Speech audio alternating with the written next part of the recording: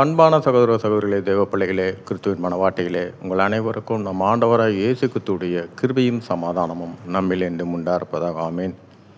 இந்த நாளிலும் பரிசுத்தாவின் வெளிப்படுத்துகிற சத்தியத்திற்காக நன்றி செலுத்துவோம். இந்த நாளில் சிதறிப்போன ஆடு. இந்த சிதறிப்போன ஆடுன்ற ஒரு காரியத்தை பார்த்தீங்கன்னா, ஆண்டவராய் இயேசு கிறிஸ்து என்ன சொல்கிறார் என்றால், என் ஆடுகள் என் சத்தத்தை கேட்கும் என்றார். அப்போ இந்த ஆடுகளுக்கு எஜமானாக இருக்கிறவர் நம் ஆண்டவராய் இயேசு கிறிஸ்து.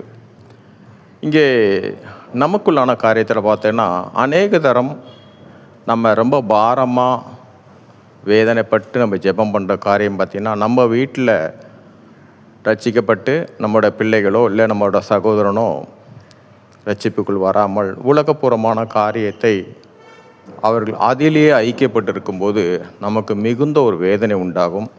அவர்களுக்காக அநேக முறை நம்ம ஜெபிப்போம். ஆண்டவரே, எனக்கு இவள் மாத்திரம் உம்மை அறிந்து கொள்ளணும், ரட்சிப்புக்குள்ளே வந்துட்டு எனக்கு அது பெரிய சந்தோஷம். இதற்காக நம்ம ரொம்ப பாரப்படுவோம்.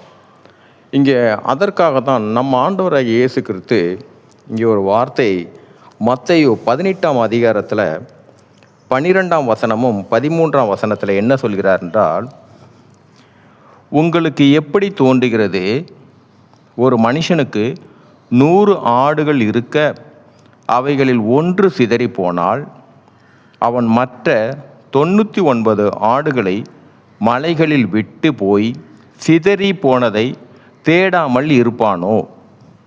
13ஆம் வசனத்தில், அவன் அதை கண்டுபிடித்தால் சிதறி போகாத 99 ஆடுகளை குறித்து சந்தோஷப்படுகிறதை பார்க்கிலும் அதை குறித்து அதிகமாய் சந்தோஷப்படுவான் என்று மெய்யாகவே உங்களுக்கு சொல்லுகிறேன்.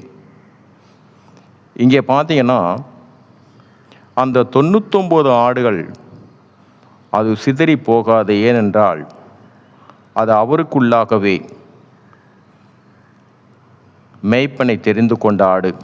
ஆனாலும் அந்த ஒரு ஆடு மேய்ப்பனை விட்டு போகலை, சிதறி போயிடுச்சு, வழி தப்பி போயிடுச்சு. அந்த வழி தப்பி போனாலும் அது போகிற பாதை என்னதென்றும் அது அறியாமல் போய் கொண்டு தான் இருக்குது. ஆனாலும் அந்த ஆடுகளின் எஜமான் அந்த ஒரு ஆடை தேடிதான் அதை கண்டுபிடித்து அதை மீண்டுமாக தன் மந்தையில் சேர்த்து கொள்வார். நாம் யாருக்காக பாரப்பட்டு ஜெபம் பண்ணுறோமோ, இவன் ஒருவன் ரட்சிக்கப்பட்டால் போதும் எனக்கு அது சந்தோஷமே நம்ம எண்ணுகிறோமோ, அவனையும் நம்மை காட்டிலும் நமக்கு ரட்சிக்கப்படாமல் நம்மளோட சகோதரனாக இருப்பாங்க, நம்மளோட பிள்ளைகளாக கூட இருப்பாங்க. ஆனாலும் தேவன் சொல்லிற காரியம் என்னவென்றால், அவன் மீது எனக்கு ஒரு சித்தம் உண்டு, அதனால் அதற்கு எஜமானாக ஒரு நாளும் அவன் தப்பான வழியில் போகலை, சிதறிதான் போயிருக்கிறான். ஆனால் அதை மீட்டெடுக்க கொண்ட காரியம் அதன் எஜமானாகிய நாம் கிறிஸ்து ஒரு நாளும் தப்பான வழியில் போவதற்கு விட்டு கொடுக்கவே மாட்டார்.